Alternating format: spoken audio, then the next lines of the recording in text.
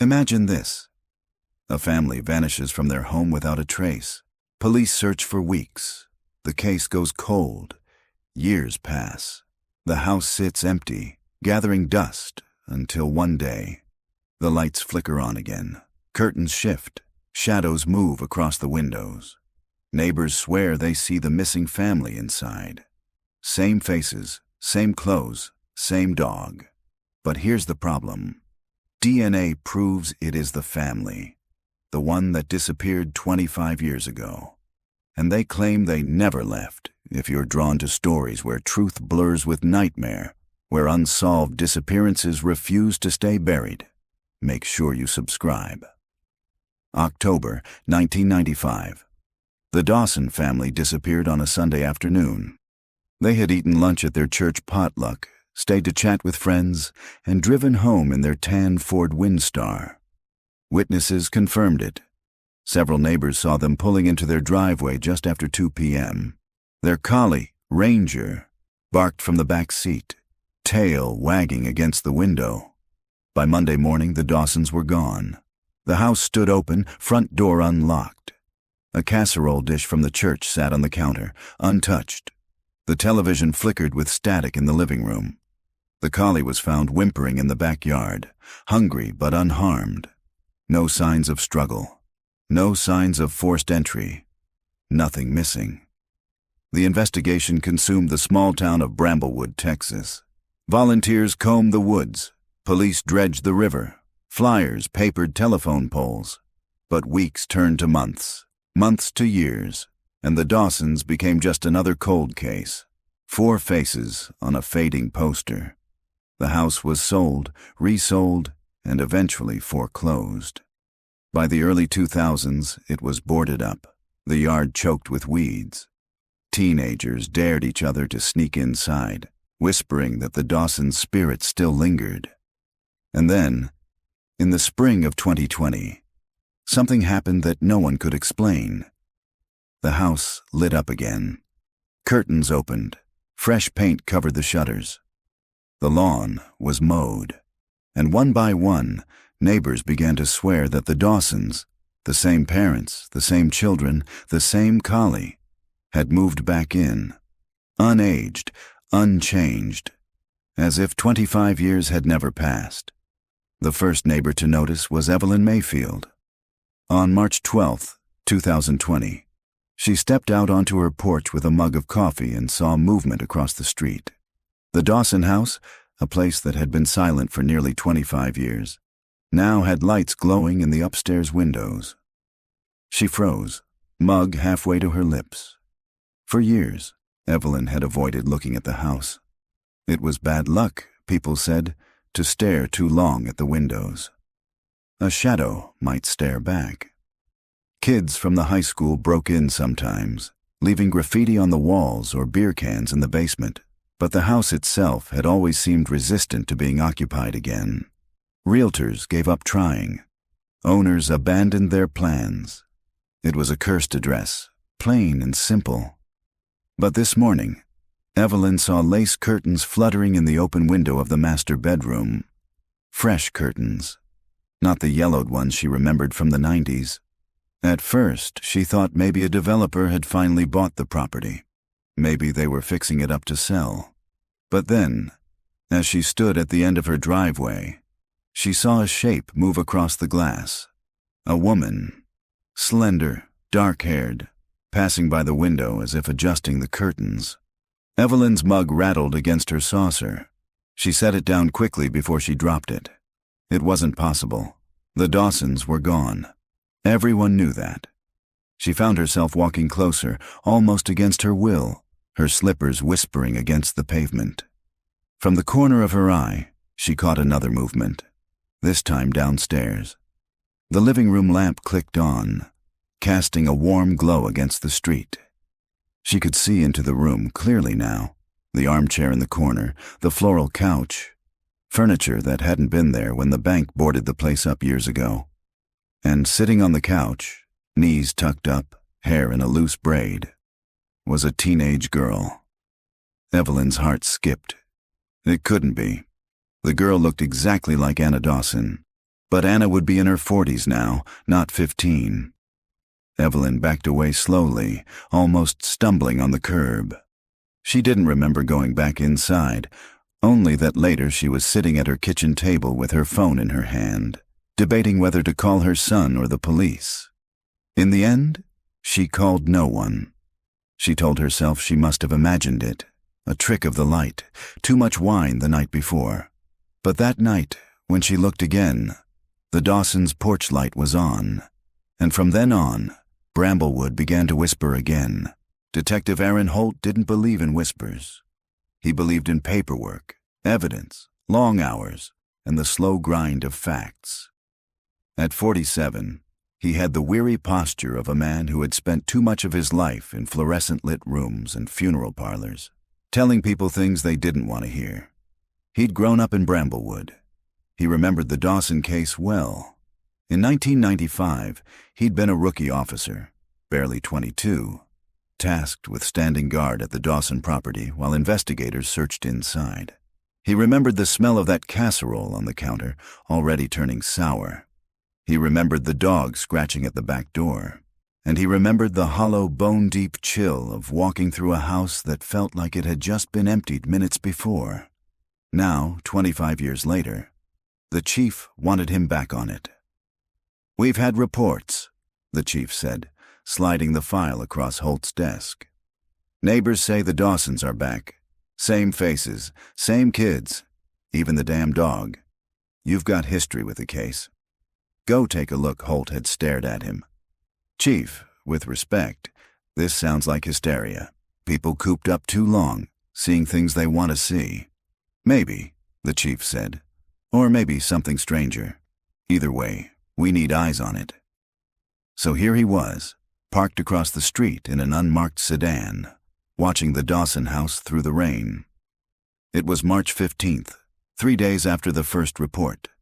The sky was low and gray, drizzle streaking across his windshield. Through the blur of rain, the house looked alive in a way it hadn't for decades. Porch light glowing, curtains open, lawn freshly cut. At 7:14 p.m., the front door opened. Holt leaned forward. A man stepped out onto the porch, tall, square-shouldered, with neatly combed hair and a pressed shirt. He carried a trash bag, tied neatly at the top. He walked down the steps, crossed to the curb, and dropped it into the garbage bin. For a moment, the man turned his head, scanning the street. Holt froze. It was Thomas Dawson. The same Thomas Dawson who had vanished in 1995. The same face Holt remembered from the missing posters. He looked unchanged. Maybe a few new lines near the eyes, but not enough for 25 years. And then Holt saw something else. A collie bounded out onto the porch behind Thomas, barking once before sitting obediently by the door. Ranger. Holt felt his mouth go dry. He reached for his camera, snapping several photos quickly. Thomas turned back, gave a low whistle, and the collie trotted inside. The door shut. The porch light clicked off. Holt sat there for a long time, rain dripping steadily, photos cooling on his camera screen. There was no rational explanation, but the Dawsons were back. By the next morning, word had spread beyond whispers. Teenagers rode their bikes past the house in groups, daring each other to get closer. Cars slowed as they drove down Maple Street, drivers craning their necks. Online forums picked it up, first local, then regional. One grainy cell phone photo of Anna Dawson, or the girl who looked like her, sitting on the porch went viral on Twitter. The caption read, "How does she look exactly the same?" People dug up the old case, posting scanned copies of the missing flyers, linking to archived newspaper clippings. Hashtags trended. The Dawsons, it seemed, had returned not just to Bramblewood, but to the world's attention. And Detective Holt, who had sworn off unsolved mysteries decades ago, found himself staring into one again. The official knock came on March 20th. Holt stood on the porch of the Dawson home, his hand raised to the freshly painted door. Behind him, patrol cars idled at the curb, lights flashing silently. He wasn't sure what he expected. A barricade, a denial, maybe even silence. Instead, the door opened smoothly. "Good morning, officer." It was Thomas Dawson again. Calm, polite. Behind him, the living room looked warm and ordinary. A couch, a lamp, a bookshelf lined with framed photographs. A family home. "My name's Detective Holt," Aaron said, keeping his voice even. "I'd like to ask you a few questions." Thomas smiled faintly. "Of course. Why wouldn't you?" Detective Holt stepped into the Dawson house as though crossing a threshold into another reality. The air was warm, faintly scented with lemon cleaner. The walls were painted a fresh eggshell white. Photographs lined the hallway, the kind you'd expect in any suburban home. Family portraits, holiday gatherings, a dog in a Santa hat. Except the photos were wrong. They were the same photographs Holt remembered from 1995.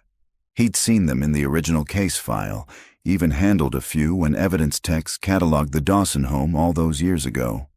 In one frame, Anna and Caleb Dawson stood on the front lawn with Ranger, their collie, holding sparklers. Another showed Thomas and his wife, Elaine, seated at the kitchen table with a birthday cake between them. The photos were identical. Same clothes, same hairstyles, same smiles, frozen in time. But the frames looked new, as though someone had replaced them recently. "Please," Thomas said, gesturing toward the living room. "Come in. Would you like some coffee?" Holt shook his head. "No, thank you." His hand brushed the edge of his holster as he walked past Thomas. Not intentionally, just a nervous reflex, his body reminding him that this situation defied every training manual he'd ever read. Elaine Dawson appeared from the kitchen. She wore a pale blue blouse and jeans, her dark hair pulled back in a neat twist. Her face matched every missing poster Holt had ever seen. She smiled warmly. "Detective," she said. "It's been such a long time since we had company. Sit, please." Holt's mouth went dry. He remembered interviewing Elaine's mother the week after the disappearance. The woman had clutched her rosary until her fingers bled, repeating over and over that her daughter would never abandon her children. Holt had believed her. Now Elaine stood in front of him, unaged, unchanged. He lowered himself onto the couch, his eyes sweeping the room. The furniture was clean, ordinary. A half-completed jigsaw puzzle covered the coffee table. Ranger lay on the rug, tail thumping lazily. And then Holt noticed the children. Anna sat in the armchair, her braid draped over one shoulder. She looked exactly as she had in the school portrait that had circulated in 1995. Bright eyes, freckles across her nose. Next to her, Caleb leaned against the armrest, fiddling with a Rubik's Cube. He looked no older than 8. Holt's chest tightened. Caleb should be 33 years old. For a moment, no one spoke. The silence was heavy, punctuated only by the soft ticking of a mantel clock. Finally, Holt cleared his throat. "Mr. Dawson, Mrs. Dawson, where have you been?" Thomas smiled faintly, as if amused by the question. "Home, of course. This house has been empty for 25 years. Holt kept his tone measured. You and your family were reported missing in October of 1995. Do you understand that?" Elaine's smile didn't falter. "Detective, we've never been missing. We've always been here. People must have misunderstood. Holt leaned forward. "We found your dog alone in the yard. The casserole left on the counter. Your bank accounts untouched. There were searches, vigils, investigations. Your parents, they died without knowing what happened to you." Elaine's eyes flickered, just for an instant, as if a shadow passed behind them. Then her smile returned, serene and steady. "People grieve in different ways," she said softly. "Sometimes they imagine the worst." Holt looked at Thomas. "And you? You're telling me you never left? That for 25 years you've been... what? Sitting in this house?" Thomas's smile thinned. "Detective, I don't appreciate the insinuation. My family and I live quiet lives. We don't seek attention. Holt stared at him, trying to read the truth behind those calm, unwavering eyes. Behind him, the children whispered to each other. He caught fragments, Caleb's voice, light and quick. Don't say anything. Anna's in reply. He doesn't understand. Ranger barked once, sharp, startling. The collie rose, ears pricked, staring at Holt as though warning him. Holt stood slowly. I'll need to follow up. There will be questions. People will want answers. Thomas nodded once. Of course. You're only doing your job. Holt turned toward the door, every instinct screaming at him that nothing in this house was what it seemed. As he stepped outside into the cool March air, he glanced back once. Through the window, he saw the Dawsons standing together in the living room, 4 figures framed in warm light. They looked like a photograph brought to life, too still, too perfect. And in that moment, Holt understood why the neighbors had whispered. The Dawsons were back, but they didn't belong. Later that night, Holt sat in his office at the Bramblewood Police Department. The photographs he'd taken spread across his desk. The images were sharp, undeniable. Thomas at the curb with the trash, Elaine at the window, Anna on the porch, Caleb playing in the yard, all of them exactly as they had been in 1995. He rubbed his temples. His first instinct was fraud. Imposters. A family planted to stir hysteria, maybe part of some twisted scam. But the problem was DNA. The state lab had rushed results after samples were collected from the Dawsons' trash, a soda can, a paper napkin. The report had come back that afternoon. Matches confirmed. Thomas Dawson, Elaine Dawson, Anna Dawson, Caleb Dawson. Probability of error, less than 1 in 1 billion. It made no sense. DNA didn't lie, but people did. Holt leaned back in his chair, staring at the ceiling. He thought of the children's whispers, the collie's bark, the way Elaine's smile had never wavered. Something was wrong inside that house, something that went beyond missing persons, beyond cold cases, and he was going to find out what. 2 streets away, Evelyn Mayfield sat at her kitchen table, blinds drawn. She had seen the patrol cars outside the Dawson house earlier, seen Detective Holt knock on the door. For a while, she'd felt relief. Maybe the police would finally explain what was happening. But then, just after midnight, she'd looked again. Through the gap in her blinds, she saw the Dawson living room across the street. All 4 of them were standing there. Not moving, just standing, for hours, watching, waiting. Detective Aaron Holt arrived at the Bramblewood Library the next morning, his shoulders stiff from a sleepless night. He hadn't told the chief everything. He hadn't told anyone about the way the Dawson children whispered when they thought he wasn't listening, or the way Elaine's eyes had flickered when he mentioned her parents' deaths. He needed records before theories. The library was quiet, the kind of silence only old paper could hold. He signed the ledger, nodded at the librarian, and headed for the microfilm machines in the basement. For 2 hours, he scrolled through yellowed pages of the Bramblewood Gazette, the paper that had covered the Dawson case in exhaustive detail during the autumn of 1995. Headlines blurred. Local family missing. Community stunned. Dawson search enters 3rd week. No leads. Vigil draws hundreds to Maple Street. The photos were the worst. Elaine's smile on a church directory portrait, Thomas in his crisp button-down, holding Anna on his lap, Caleb clutching a toy fire truck, and then the later photos, the ones Holt remembered most. School portraits retouched into black and white for the missing flyers, laminated and posted in shop windows until the ink bled in the rain. 25 years had passed. The children should be grown, the parents gray. Yet the family in those pages looked identical to the one Holt had spoken to yesterday. He rubbed his eyes. His coffee had gone cold hours ago. When he looked up again, he realized someone was standing behind him. Detective Holt? It was Pastor Gregory.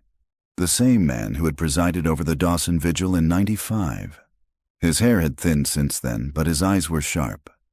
"I heard you were back on this case," Gregory said quietly, "and that you went inside the house." Holt shut off the microfilm machine. "Word travels fast." Gregory's gaze darkened. "Did you see them?" Holt hesitated. "I saw a family inside. I can't comment further." Gregory pulled out a chair and sat heavily. "I don't know what you believe, Detective, but I buried Elaine's mother myself. I stood by her grave when she begged God to tell her where her daughter was. If Elaine is standing in that house today, it isn't the same Elaine who disappeared." "You think they're imposters?" Holt asked. "I think there's something worse." Gregory's voice dropped. "In the Bible, there are stories of spirits that mimic, shadows that wear familiar faces. They look right, but they aren't right. You've seen it, haven't you?" Holt exhaled slowly. He wanted to dismiss it, to cling to the solid ground of evidence and fact. But last night, through Evelyn's blinds, the family had stood too still, too long, like figures trapped in a photograph. "Thank you, Pastor," Holt said, standing. "I'll keep that in mind." By Friday, the Dawsons were everywhere. The local paper ran a headline: "Return of the Dawsons. Police investigating." Talk radio speculated wildly. Witness protection, cult involvement, experimental medicine. A popular true crime YouTuber uploaded a 20-minute video titled "The Family That Returned from the Dead." Crowds gathered on Maple Street. People brought cameras, stood across the street, shouted questions. Some held signs, "We missed you" and "Welcome home." Others weren't so welcoming. "Imposters, go home." The Dawsons ignored them. They moved in and out of their home like any family. Elaine carried groceries from her car. Thomas mowed the lawn. The children rode their bikes up and down the driveway. Unchanged, unaged. And then came the first break. On March 23rd, Holt met with Dr. Karen Wu at the State Forensic Lab. She was the one who had processed the DNA samples from the Dawson trash. She wore her lab coat like armor and tapped her pen against the folder in front of her. "The results are consistent," she said. "The samples match the Dawson family from the 1995 records." "I read the report," Holt said, "but you asked for a meeting." "Something's bothering you." Karen nodded. "Yes, the samples are too clean. No mutations, no degradation, no irregularities you'd expect after 25 years. It's as if the DNA is frozen in time." "Could it be a lab error?" Holt asked. Karen shook her head. "We ran it 3 times. Different technicians, different machines. Same result." Holt leaned back. "So what are you telling me? That this family never aged?" Karen's pen stilled. "I'm telling you that from a genetic perspective, these people are identical to the Dawsons in 1995. Not just related, not just children of. Identical." Holt stared at her. "Clones?" Karen exhaled. "That's one theory. Another is identical twins, but that doesn't explain the children. The odds of both parents having twins, perfectly aligned to look like Anna and Caleb, are astronomically small." She closed the folder. "Detective, I don't know what's happening in Bramblewood. But if those are the Dawsons, they shouldn't exist the way they do now." That night, Holt parked down the street from the Dawson house again. The crowd had thinned, driven away by cold rain. The windows glowed softly. He raised his camera, adjusted the lens, and clicked. Through the viewfinder, the family sat around their dining table. 4 plates, 4 glasses, a roast chicken in the center. He snapped another shot, and another. On the third, his camera stuttered. The viewfinder went black. He lowered it, frowning, then looked with his naked eyes. The family was gone. The table was set, the chicken steaming, but the chairs were empty. Holt blinked. Then, in unison, all 4 Dawsons turned their heads toward the window. They hadn't been there a second ago, but now they were, staring directly at him. Evelyn Mayfield woke at 3:12 a.m., to the sound of footsteps outside her bedroom window. She held her breath, listening. The steps were slow, deliberate, circling her house. Ranger's bark echoed faintly across the street. When she finally found the courage to pull back the curtain, she saw Anna Dawson standing barefoot in the middle of her lawn. Anna's face was pale in the moonlight. She raised her hand and pressed one finger to her lips. Shh. Evelyn dropped the curtain, heart hammering. When she looked again, the lawn was empty. Detective Holt didn't sleep. He sat in his car until dawn broke pale and cold over Bramblewood, staring at the Dawson house. His camera lay on the passenger seat, the last image still frozen on its digital screen. 4 faces turned toward him, 2 still, 2 perfect. At sunrise, the curtain shifted. Elaine Dawson appeared at the window, her hand brushing the fabric aside. She didn't look surprised to see him there. She only looked tired. When Holt blinked, she was gone. He drove to the station. The chief was waiting in his office. "Sit," he said. His voice was gravelly, heavy with unspoken things. "We need to talk." Holt, Saturday. "We've got a problem," the chief continued. "The Dawsons have hired an attorney. A good one. They're claiming harassment. Say you've been staking out their house? I have," Holt admitted. The chief's jaw clenched. "Aaron, I know what you've seen. I know it doesn't make sense. But unless you can prove they're not who they say they are, my hands are tied. We can't keep treating this like an open investigation. The case is 25 years cold. There's no crime." "No crime." Holt's voice rose. "A family vanishes for a quarter century, then walks back in unchanged, and you want me to ignore it?" The chief leaned forward. "I'm telling you to tread carefully. The town's eating itself alive over this. Half believe it's a miracle, half think it's a scam. If we mishandle it, we'll have riots in the streets." Holt bit back his anger. "So what do you want me to do?" Smile and wave. "Find proof," the chief said simply. "Something undeniable. Until then, keep it quiet. And Holt." He hesitated. "Don't go into that house again. Not without backup. There's something wrong in there. I can feel it." Holt ignored him. That afternoon, he knocked on Evelyn Mayfield's door. She answered quickly, eyes shadowed, hair pulled into a frayed bun. "You saw her, didn't you?" she whispered before he even spoke. "Who?" "Anna." Evelyn's hands trembled as she clutched the doorknob. "She was in my yard last night. She told me to be quiet." Holt studied her pale face. "Why didn't you call me?" "I was afraid. If I told anyone she'd come back." Evelyn's voice cracked. "Detective, that girl hasn't aged a day. She looked exactly the same as the last time I saw her in 1995. "Did anyone else see?" Evelyn shook her head. "But I know what I saw." Holt glanced across the street. The Dawson house was quiet, blinds drawn. "I believe you," he said softly. Evelyn exhaled in relief, as if she had been holding her breath for weeks. "Then you'll help me? You'll make them leave?" "I'll find the truth," Holt promised. "But you have to trust me. Don't confront them. Don't speak to them alone. Understand?" Evelyn nodded quickly. That night, Holt decided to test them. He parked farther down Maple Street and waited until the neighborhood quieted. Around 11 o'clock, he slipped into the Dawson yard. The grass was wet with dew, muffling his steps. Through the kitchen window, he saw Thomas Dawson washing dishes. The man's movements were slow, mechanical, like someone acting a part.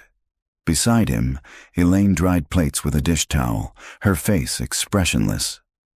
Holt crouched beneath the window, camera ready. He snapped a photo. This time, the camera didn't stutter. The image was clear. Thomas and Elaine, mid-task, as ordinary as any suburban couple. Then something changed. The air around him grew heavy, pressing against his chest. His ears rang. The kitchen lights flickered. When he lifted the camera again, the Dawsons weren't washing dishes anymore. They were staring out the window, staring down at him. Holt froze. His pulse thundered in his ears. Neither of them moved. Neither blinked. They simply watched him, their faces pale and smooth as porcelain. And then, slowly, Thomas raised his hand and tapped the glass. 3 steady beats. Holt stumbled backward, nearly dropping the camera. The air lightened. The light steadied. When he looked again, the Dawsons were gone. The kitchen was empty. The next morning, Holt reviewed the photos. The first image showed Thomas washing dishes, Elaine drying. Normal. The second showed the same, except both figures were blurred, faces smudged, as if the lens had failed to catch them. But it hadn't. Holt's hands were steady, his equipment reliable. The blur was unnatural, a distortion in the air itself. He printed the photos and pinned them above his desk. Proof. Not enough to convince the chief, maybe, but enough to keep going. He needed another angle. On Saturday, he visited the county archives. The records room smelled of dust and mold, rows of boxes stacked to the ceiling. He searched until he found the box labeled Dawson, 1995 to 1996. Inside were police reports, photographs, statements. He flipped through quickly, searching for anomalies. One report stopped him cold. October 23, 1995. Officer's statement. Witness claims to have seen the Dawson children in town 2 weeks after disappearance. Report dismissed as unreliable due to witness intoxication. The witness's name, Micah Rowe. Holt sat back, heart racing. He remembered Micah, a quiet mechanic who lived on the edge of town. He had died in 2001. Car accident, if memory served. But if Micah had seen the children 2 weeks after the disappearance, maybe the Dawsons had never left Bramblewood at all. Maybe they had been hiding in plain sight. That evening, Holt drove to the old Rowe property. The house was abandoned. Windows boarded, weeds curling up through the cracked driveway. He stepped inside. The air smelled of mildew and rodent droppings. Most of the furniture was gone, but in the basement he found a workbench covered in dusty papers. Among them was a notebook, its pages warped from water damage. The handwriting was jagged, desperate. Saw the kids again today. Same faces, same voices. They don't change. They don't sleep. I told the police, but they don't believe me. Something's wrong with that family. They're not who they say they are. Holt closed the notebook with shaking hands. Outside, dusk had fallen. He looked back toward Maple Street. The Dawson house stood in silhouette, its windows glowing faintly. For the first time, Holt wondered if Pastor Gregory was right. Maybe this wasn't a case. Maybe it was something older, something darker. The call came just after midnight. Evelyn Mayfield's voice was frantic, barely coherent. "They're in my house! Detective, they're inside!" The line went dead. Holt grabbed his coat and his gun. When he reached Maple Street, Evelyn's front door was wide open, swinging in the wind. The lights were on. The living room was empty. On the carpet lay Evelyn's phone, screen cracked, and beside it, a single photograph. It showed Evelyn sitting at her kitchen table, smiling stiffly. The Dawson family seated around her like honored guests. The photo was dated October 12, 1995, the night the Dawsons disappeared. Detective Holt didn't move at first. He stood in Evelyn Mayfield's doorway, staring at the photograph on the floor. His chest tightened as he forced himself to pick it up. The glossy paper trembled in his hand. The image was wrong. Not just because it was impossible.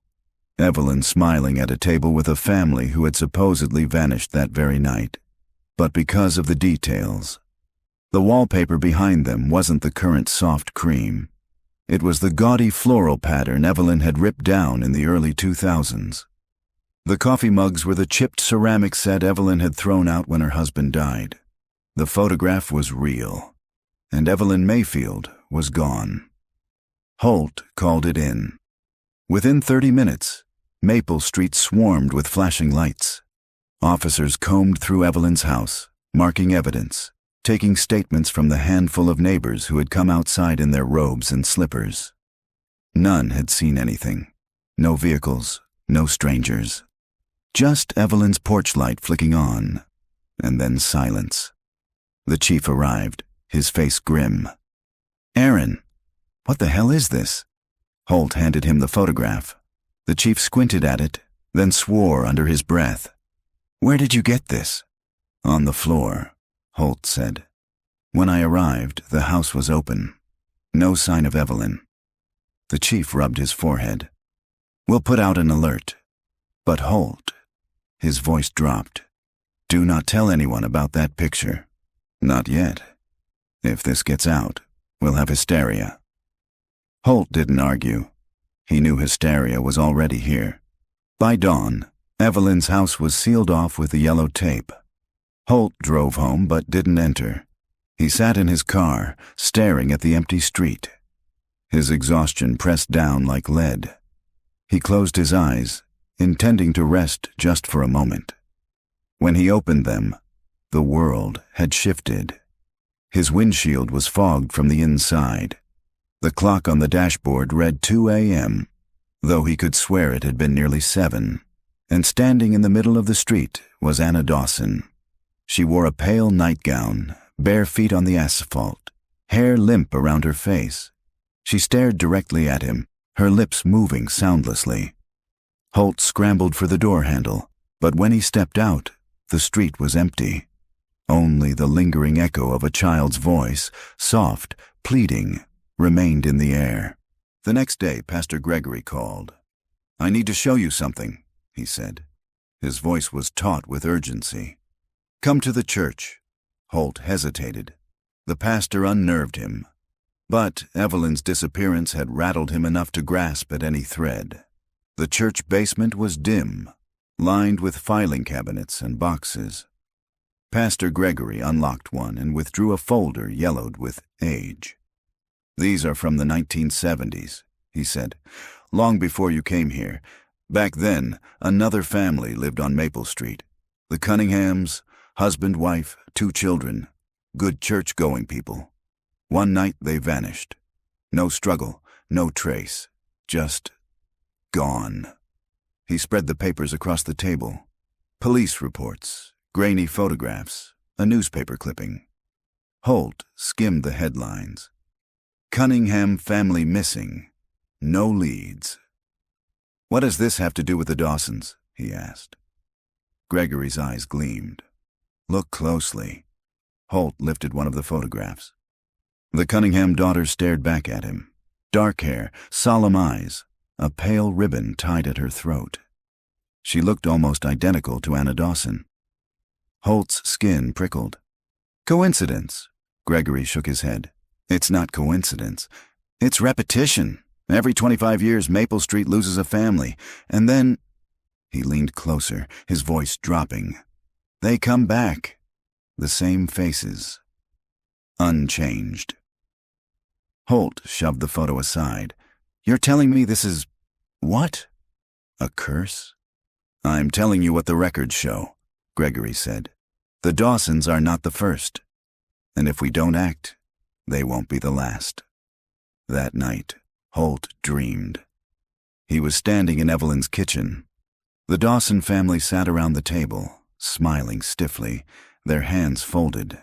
Their eyes glowed faintly in the dim light. Anna turned to him. "Come sit with us," she whispered. When he refused, her smile widened, stretching too far, teeth too sharp. He woke drenched in sweat, the echo of her voice still in his ears. On Monday, the chief called him in. "Sit down, Holt. I've got bad news." He slid a folder across the desk. Inside was a coroner's report. "Body pulled from the river this morning," the chief said. "Female, mid-60s. Matched dental records, Holt's stomach turned. Evelyn?" The chief nodded. "Cause of death? Drowning. But here's the strange part. No sign of struggle, no defensive wounds. It's like she walked into the water willingly. Holt closed the folder, bile rising in his throat. She didn't, he said. They took her. The chief's jaw tightened. Aaron, you're chasing shadows. Don't lose yourself in this, but Holt knew better. Evelyn had been the first to see the cracks in the facade, and now she was gone. He left the station, the photograph burning in his pocket. The Dawson house loomed in his mind, its windows like blank eyes watching him from across town. Something was happening on Maple Street, and he was running out of time to stop it.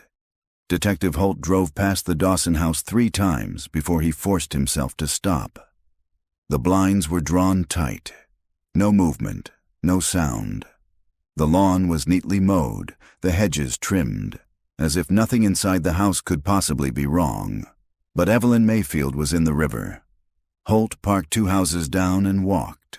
The spring air was warm, but his hands were cold, his pulse quickening with each step. He knocked on the Dawsons' door. It opened almost immediately. Elaine Dawson stood there, her expression polite but guarded, as though she had expected him. Detective Holt, she said evenly. How can we help you? Behind her, Holt glimpsed the family seated at the kitchen table. Thomas at the head, Michael and Anna on either side. Their plates were full of food, roast chicken, potatoes, green beans. Not one of them lifted a fork. I'd like to ask you some questions, Holt said. Elaine hesitated, then opened the door wider. Of course. Come in. The house smelled faintly of lemon polish, the kind used to mask something older, something stale. Please, Thomas said, rising to shake Holt's hand. His palm was cool, his grip too firm. Sit with us. Holt declined the seat, remaining by the doorway. His gaze swept the room. The spotless counters, the tidy shelves, the family frozen around the table. Where were you last night? Holt asked. Elaine blinked. Home, of course. Why? Evelyn Mayfield drowned in the river, Holt said. He watched their faces carefully. Anna tilted her head, eyes wide. That's sad, she said softly. We liked Mrs. Mayfield. Michael nodded. She used to give us cookies. Holt's breath caught. His voice hardened. When? She hasn't baked cookies for anyone since the 90s. Neither child flinched.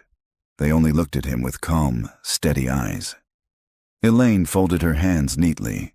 Detective, are you accusing us of something? I'm saying, Holt replied, that Evelyn is dead. And I found a photograph of her with you.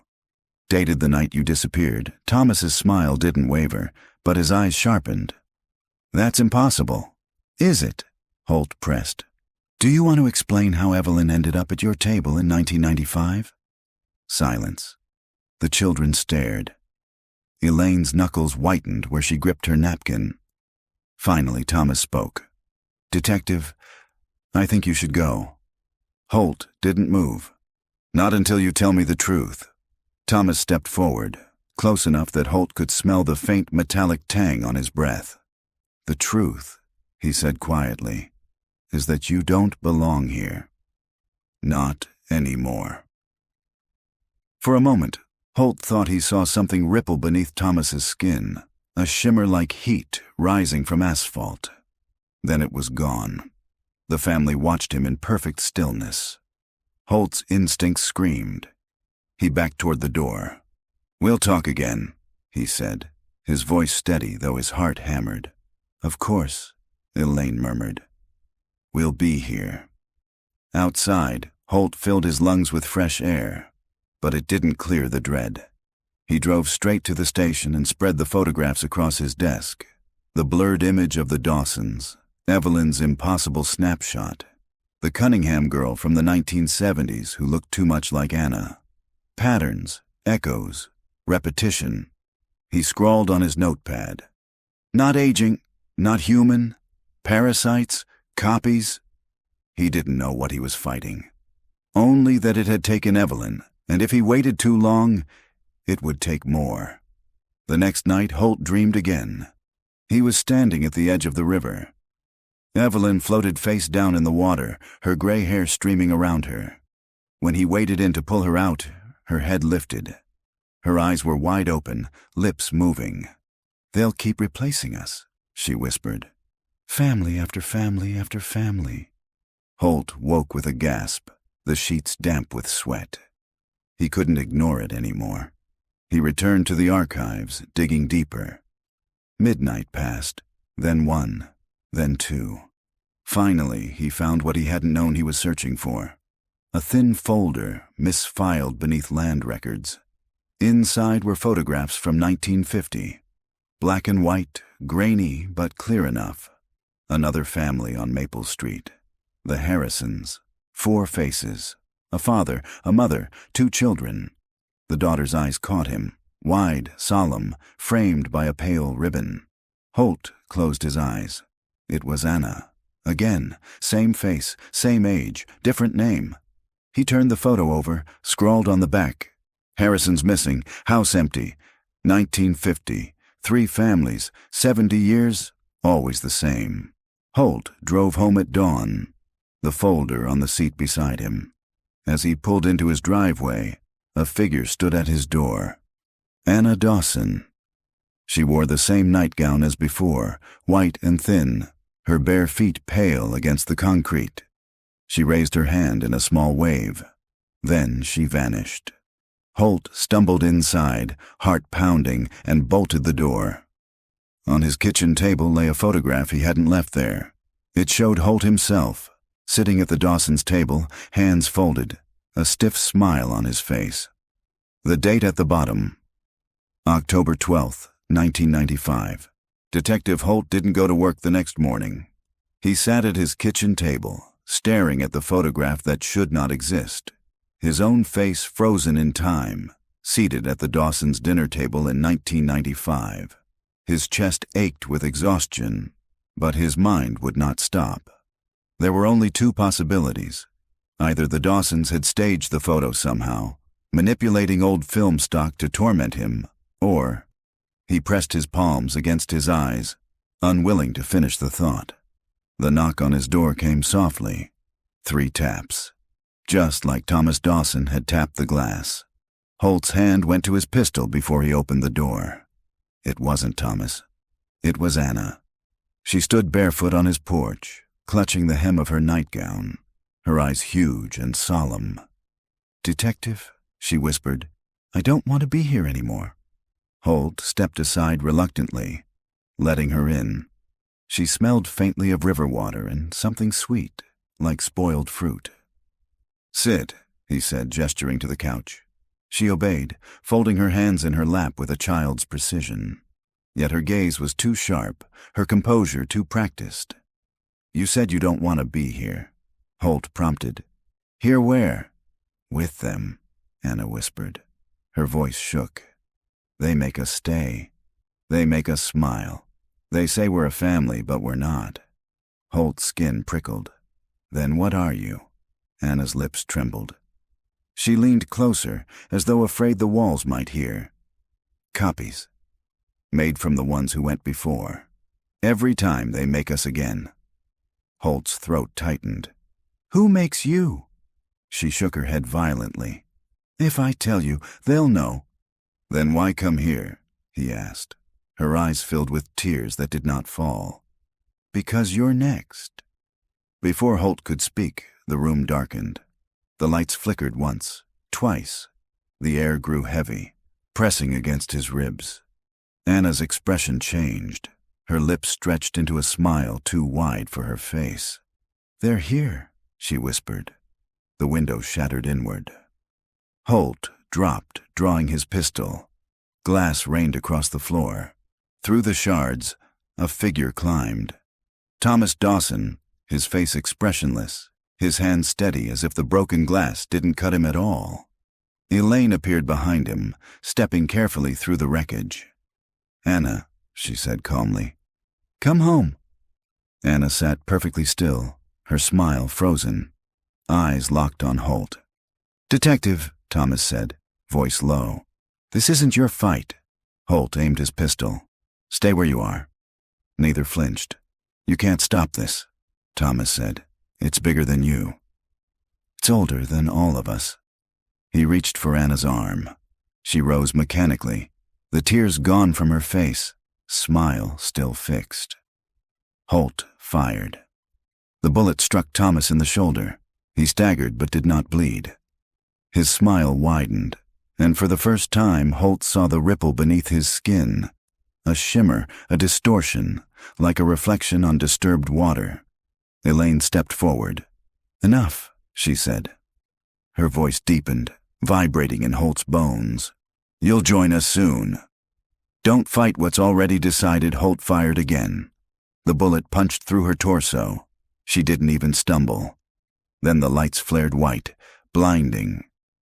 When Holt blinked his vision clear, the Dawsons were gone.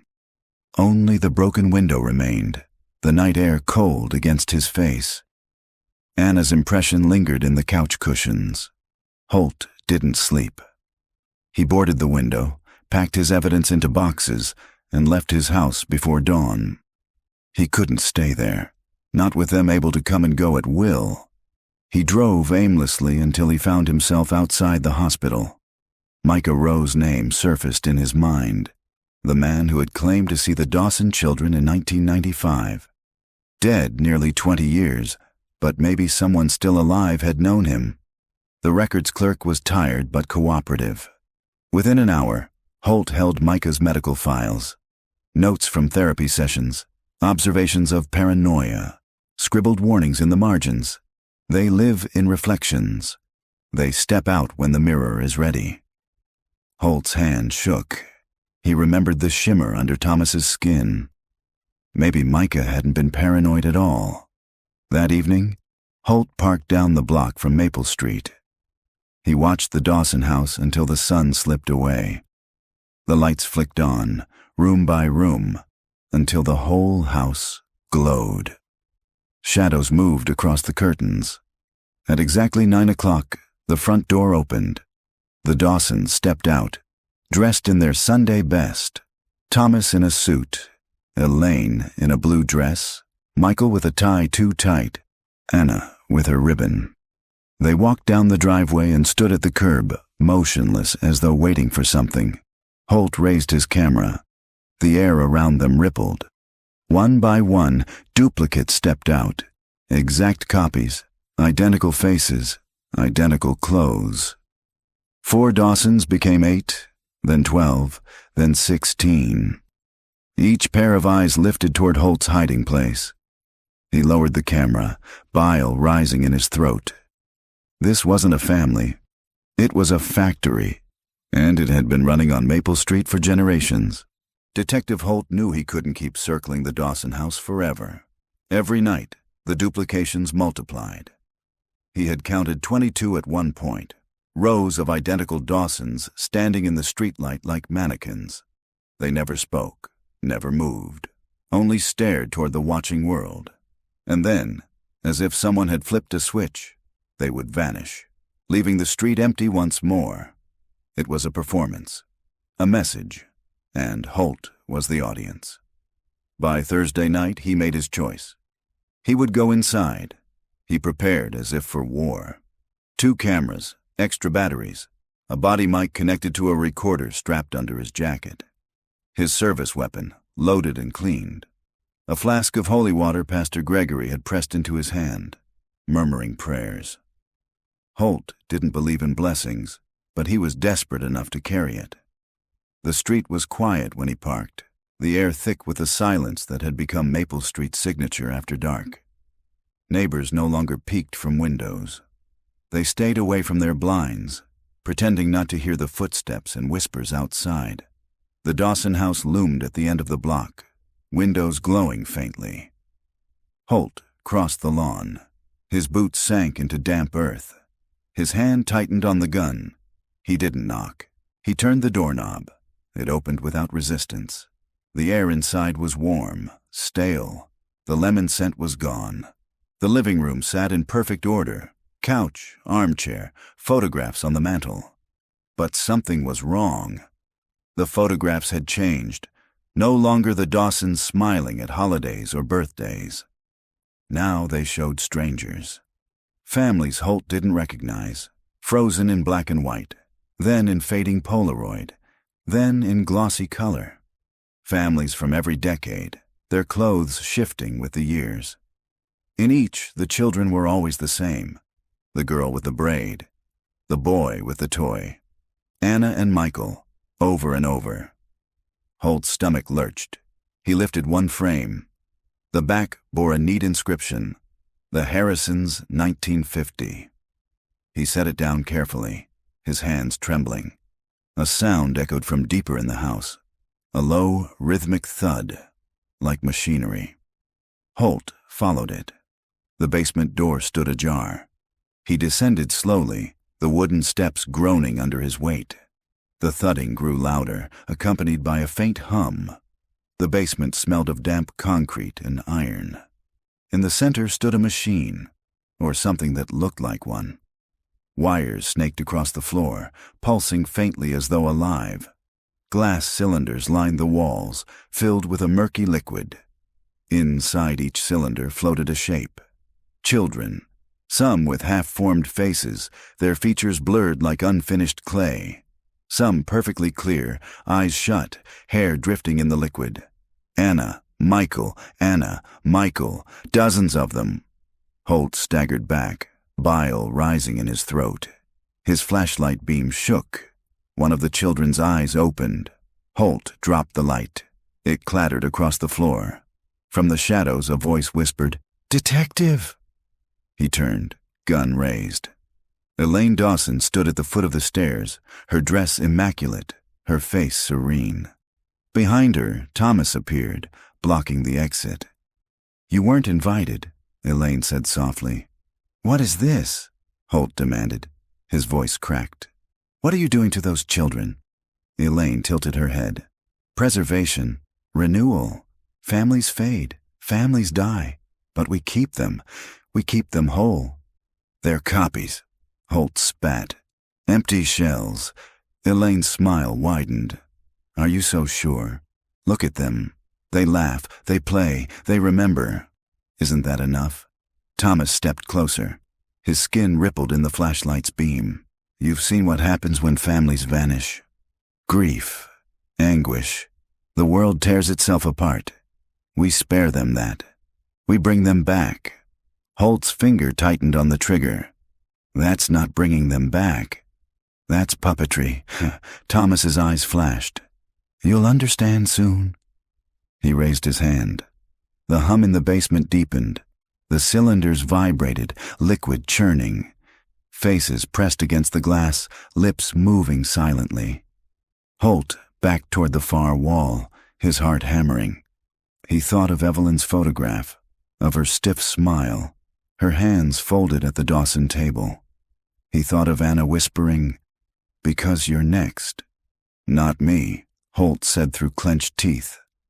He fired. The bullet struck the nearest cylinder. Glass shattered, liquid gushing across the floor. A child's body spilled onto the concrete, limp and pale. The hum rose into a shriek. Lights burst overhead. Elaine's smile broke. "You shouldn't have done that." The remaining cylinders began to crack. One by one, the duplicates inside opened their eyes. Holt fled. He barreled up the stairs, shoving past Thomas, who barely staggered as though his body were made of something heavier than flesh. The living room blurred around him. He crashed through the front door into the night air, lungs burning, vision swimming. Behind him, the Dawson house trembled. Curtains fluttered, windows rattled. A low moan rose from the foundation, a sound like the house itself was alive. The neighbors stayed hidden. No one opened their doors. Holt didn't stop running until he reached his car. He slammed the door, jammed the keys into the ignition, and sped away. Heart pounding, headlights slicing through the dark. When he finally dared to look in the rearview mirror, he saw the Dawson house standing perfectly still, its windows dark, as if nothing had ever happened. He pulled into the church parking lot just before dawn. Pastor Gregory was already waiting, as if he'd known Holt would come. "You went inside," the pastor said. Not a question. Holt's voice was raw. "They're making them. Over and over. The children, the families. God help me, I saw them in glass tanks." Gregory's face was pale, his jaw clenched. "It's worse than I thought." "Worse!" Holt snapped. "How does it get worse than that?" Gregory's gaze was steady. "Because it never ends. When one family fades, they make another. They've been doing it for generations, and now they've marked you." Holt's hands shook. He thought of the photograph on his table, his own face among the Dawsons. The pastor's words hung in the air like a verdict. "They won't stop until you're one of them." Detective Holt didn't remember falling asleep in the church basement, only the cold stone beneath his cheek when he woke. Pastor Gregory sat across from him, the first rays of dawn filtering through a narrow window above. "Dreams?" the pastor asked quietly. Holt rubbed his eyes. "Worse than that." He didn't describe the visions. Rows of glass cylinders, faces pressing against the glass, voices chanting his name. He didn't describe how, in the dream, he had reached out and touched the surface, and his own reflection had smiled back at him with the Dawson family's eyes. Instead, he said, "How long has this been happening?" Gregory exhaled. "The records go back to the 1800s. Families moving to Bramblewood, settling on Maple Street, disappearing without a trace. The names change, the faces don't. Always a mother, father, 2 children, always a dog." Holt's stomach twisted. "So what are they? Clones? Some kind of experiment?" The pastor's gaze was steady. "Some things aren't science, detective. Some things are older. My grandmother used to tell stories about places where the world was thin, where something on the other side pressed through. It would take what it found and send it back, hollowed out." But smiling, Holt clenched his jaw. "That's superstition. Then explain what you saw." Holt had no answer. By noon, Holt was back at the police station. The chief avoided his eyes. Evelyn's death had rattled the department, though officially it was written up as accidental drowning. Holt knew better. He pulled out the photographs again. The Dawsons, the Cunninghams, the Harrisons. Generations of families, repeating like a pattern stamped into the earth itself, every 25 years. He checked the calendar. It was 2020. The Dawsons had disappeared in 1995, exactly 25 years. The cycle was continuing. That evening, Holt returned to Maple Street. He couldn't stay away. The house looked ordinary in daylight. Children's bikes leaned against the porch. A wind chime tinkled softly in the breeze. For a moment, Holt could almost believe it was real, that the Dawsons were simply a family who had gone missing and come home. But then he saw the girl. Anna stood in the upstairs window, hands pressed against the glass. Her mouth moved soundlessly, over and over, the same phrase. Holt raised his camera, zoomed in. Her lips spelled, "Help me." His chest tightened. He lowered the camera, but when he looked again, she was gone. He went back to the archives that night, hungry for something he could use. In a box mislabeled with zoning records, he found a map of Bramblewood dated 1912. Maple Street wasn't Maple Street then. It was listed as Chapel Road. At its end stood a building marked only as Meeting House. Holt traced the lines with his finger. The meeting house sat exactly where the Dawson home stood now. He searched further. Minutes from town meetings in 1913. Complaint filed regarding disturbances at the meeting house. Lights at night. Unusual sounds. Several families relocated. Building later demolished. Except it hadn't been demolished. It had been buried, and on its foundation, Maple Street had been built. The following day, Holt confronted Gregory with the map. "Your church knew about this," he said. Gregory didn't deny it. His face was grave. The meeting house wasn't a church. It was a gathering place for people who studied things better left buried. They believed they could capture what lived beyond the veil, bind it to this place, make it serve them. And it worked, Holt said flatly. Gregory nodded. Too well. The house on Maple Street isn't just a home, detective. It's a vessel. Families move in, and the thing inside reshapes them, repeats them. Until nothing of them is left, Holt's throat tightened. So the Dawsons I saw, they're not people. Gregory's eyes darkened. They're echoes, dressed in skin. That night, Holt dreamed again. He was walking down Maple Street. The houses were silent, blinds drawn. At the end of the street, the Dawson home glowed. He stepped inside. The family waited at the table, smiling stiffly. Evelyn sat with them, her hair wet, eyes glazed. The chair at the head of the table was empty. Sit, Thomas Dawson said. When Holt refused, the walls trembled. The photographs on the wall shifted, cycling through faces, families, decades. And then, suddenly, all the frames held his own face. He woke with a shout, his sheets tangled, his skin slick with sweat. On his nightstand lay another photograph that hadn't been there before. It showed him seated at the Dawson table, his hands folded neatly. The date stamped at the bottom, April 5th, 2020. A week from now. Detective Holt stopped sleeping. Every time he closed his eyes, the Dawson house followed him. The photographs, the duplicates, his own face at their table. By Monday, he was running on coffee and stubbornness alone. His hands shook, but his focus sharpened. If he didn't act, the date stamped on that photograph, April 5th, would become his grave. He spread the evidence across the church basement table. Maps, photos, Evelyn's cracked phone, Micah Rowe's notebook.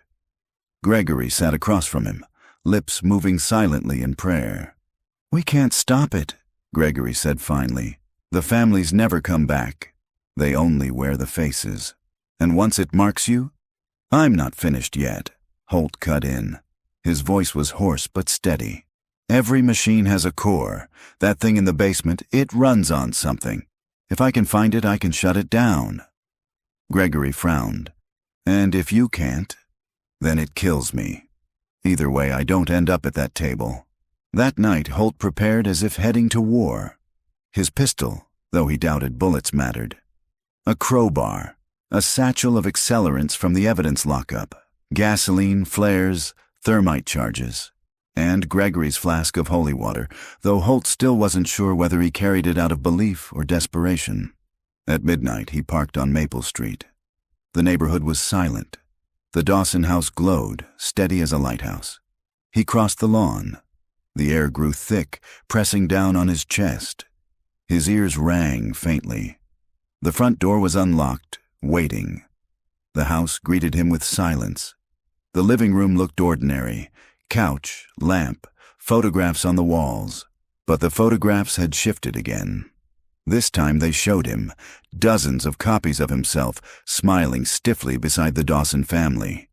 Holt forced himself past them and headed for the basement. The door groaned open. The hum rose to meet him, low and alive. He descended slowly, the beam of his flashlight cutting through the dark. The cylinders were still there, lining the walls, but more were cracked now. Some lay shattered, liquid drying on the floor. Empty glass. And in the center of the room stood something new, a shape like a mirror, tall and narrow, its surface rippling like liquid silver. Faces shifted across it: Thomas, Elaine, Anna, Michael, Evelyn, the Cunninghams, the Harrisons, and then his own. Holt's stomach dropped. The mirror smiled at him. He raised the pistol and fired. The bullet struck the surface, sending ripples across the liquid, but it did not break. The smile widened. "Detective," a voice whispered from the mirror. It was his voice. "You can't fight what you are." The basement door slammed shut. Holt spun, gun raised. The Dawsons stood at the top of the stairs. 4 of them, then 8, then 12. Their faces multiplied in the flickering light, spilling down the steps in perfect unison. "You belong with us," Thomas said. His voice echoed, layered with dozens more. "You've always belonged." Holt gritted his teeth. He pulled the satchel open, yanked out a flare. "You want me?" he snarled. "Come get me." He lit the flare. Red fire roared to life, throwing shadows against the basement walls. The mirror rippled violently. The faces inside screamed. The Dawsons hesitated, their smiles cracked. Holt hurled the flare into the nearest cylinder. The glass exploded, liquid rushing across the floor. The duplicates wailed, their forms flickering, their edges blurring. He yanked the thermite charge from the bag, struck the fuse, and hurled it at the base of the mirror. White fire erupted. The hum rose to a shriek, shaking the foundation. The Dawsons screamed in unison, their bodies rippling like reflections in shattered glass. Holt staggered back, shielding his eyes. The mirror convulsed, the silver surface boiling. Faces stretched, melted, dissolved. Then came silence. The mirror collapsed into shards of blackened glass. The cylinders cracked, spilling their contents onto the floor. The Dawsons were gone. Holt stumbled up the stairs into the night air. Smoke poured from the basement windows. Flames licked the curtains. The Dawson house burned, bright and hot, sparks rising into the night sky. Neighbors poured from their homes, shouting, pointing. Sirens wailed in the distance. Holt leaned against his car, chest heaving. For the first time in weeks, the weight lifted from his lungs. The Dawsons were gone. The cycle was broken, or so he thought. As firefighters battled the blaze, Holt stood back, watching.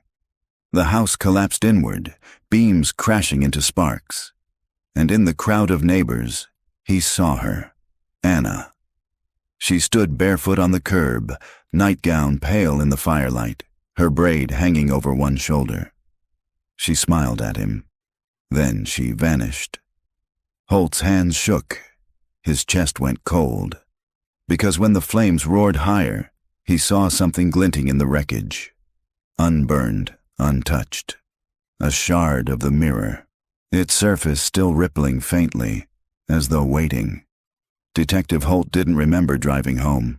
One moment he was watching the Dawson house collapse into fire, neighbors shouting, sirens blaring. The next, he was sitting at his kitchen table, hands clenched around a mug of cold coffee, staring at the blank wall. The shard was still in his car trunk. He hadn't told anyone. Not the firefighters, not the other detectives, not even Gregory. He should have left it. He should have let it burn. But when he saw it glinting through the flames, something inside him moved, like a hook pulling a fish.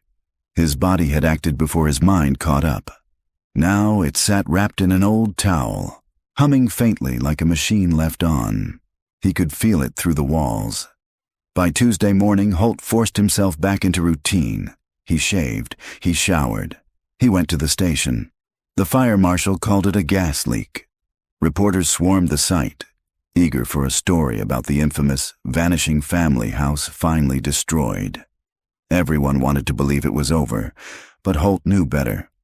The shard was still alive. And so, in some way, were the Dawsons. Gregory found him in the church that evening, kneeling before the altar. Holt hadn't prayed in years, but the words came out of him like a wound reopening. "Do you think it's over?" Holt asked when Gregory sat beside him.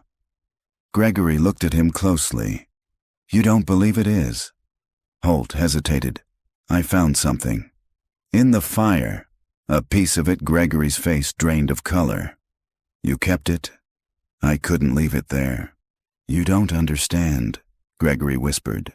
"It doesn't die in fire. It doesn't die at all. You've invited it in that night," Holt dreamed. He stood in the Dawson living room, only now it was his living room. His furniture, his photos on the walls. But the photos had changed. They showed him at the table with a family that wasn't his, a wife, 2 children, smiling, eyes dark, skin waxen. "Sit with us," Thomas Dawson's voice whispered. Holt woke gasping, sweat slick on his skin. The Shard hummed from the trunk, louder than ever. By Wednesday, he couldn't resist. He drove out to the edge of town, to the old limestone quarry where kids spray-painted the rocks and drank cheap beer. He parked by the cliff, opened the trunk, and unwrapped the Shard. It gleamed faintly, even in the afternoon sun, its surface rippling like mercury. Holt lifted it in both hands and saw his reflection. Only it wasn't just his reflection. Behind him stood Evelyn, behind her Anna. Their faces pressed close, smiling too wide. He dropped the Shard, but it didn't fall. It hovered in the air, humming. "Detective," Evelyn's voice whispered from its surface, "you can't erase what's written." Holt staggered back, heart hammering. "You're not real." But Anna stepped closer within the glass, her hand pressing to the surface. And when Holt looked down, his own hand was rising to meet hers. The Shard pulsed, the air vibrating. Holt heard voices, hundreds, layered, whispering, chanting. His knees buckled. And then, silence. The Shard dropped, clattering to the ground. Its surface went dark. Holt bent to pick it up, but froze, because the reflection staring back at him wasn't his own. It was smiling. He wrapped the Shard again, shoving it deep in the satchel, heart pounding. He knew then that burning the house had changed nothing. The cycle hadn't been broken. It had only scattered. And now part of it belonged to him. Back at home, Holt taped the satchel shut and shoved it into the crawl space beneath his floorboards. Out of sight, if not out of mind. Then he sat at the table, staring at the blank wall again, until his phone rang. It was Gregory. His voice shook. "They've found another house," Gregory whispered. "In Oklahoma this time. Same story.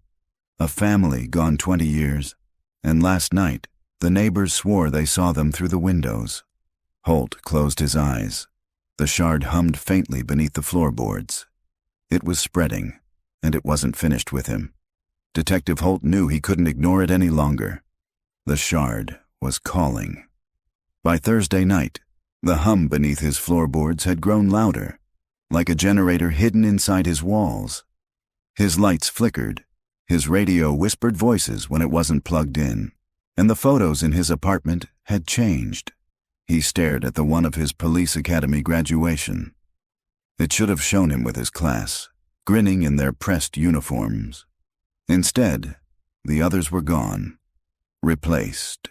4 strangers stood at his side: Thomas, Elaine, Anna, and Michael Dawson, all smiling. He tore the photo down and ripped it in half. The hum only grew louder. At midnight, he dug the Shard out of the crawl space and drove.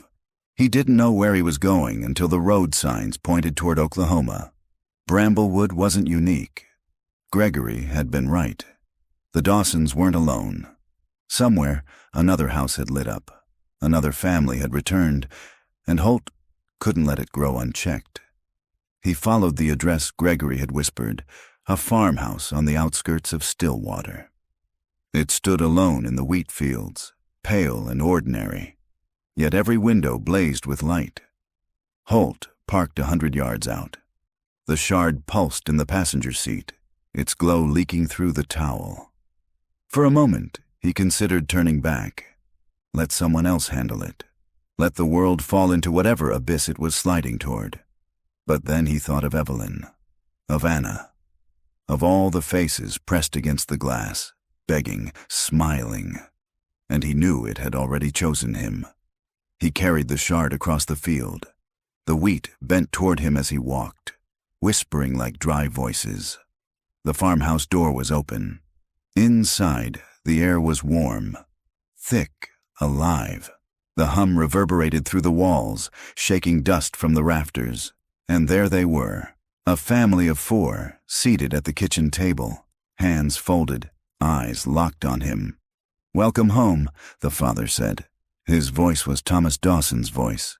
His face was wrong, too smooth, too bright. But it was close enough. Holt lifted the shard. It pulsed, eager, hungry. The family smiled wider. "Sit with us," the mother said. The shard tugged at him, pulling his arm forward. His knees weakened. His chest ached as though invisible hands were pressing him down into the chair waiting at the table. He thought of the photographs, of his face sitting among them. And he realized with sudden clarity, the shard didn't want to destroy him. It wanted to replace him. It wanted him to become part of the cycle. "No," Holt whispered. He drew the crowbar from his belt and swung. The shard cracked. Light burst from it, spilling across the walls in searing waves. The family screamed in unison, their faces warping, melting like wax.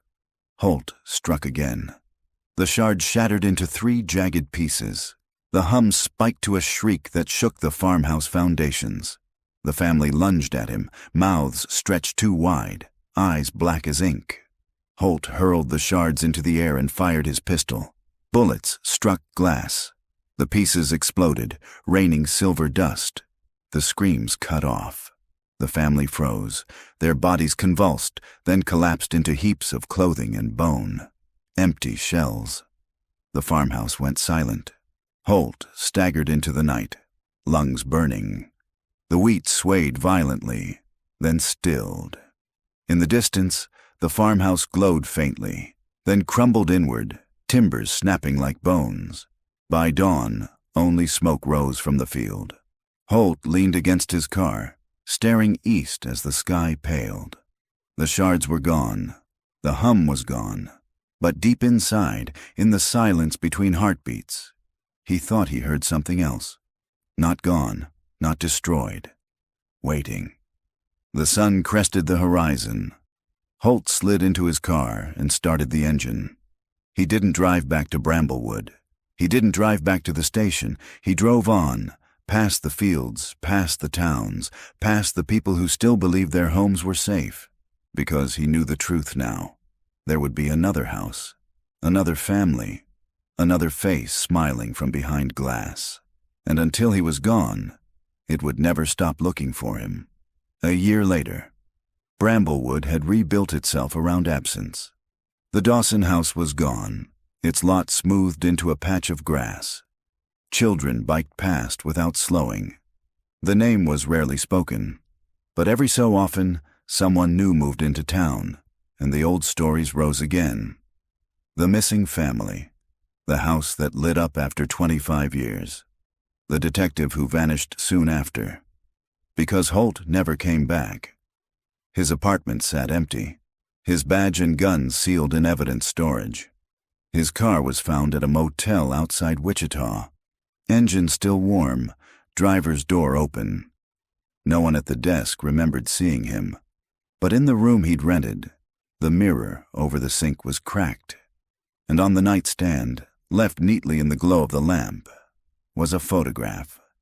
It showed a family of 4, mother, father, 2 children, and at the end of the table, smiling, sat Detective Andrew Holt. The photograph was dated 3 days in the future. Fade to black.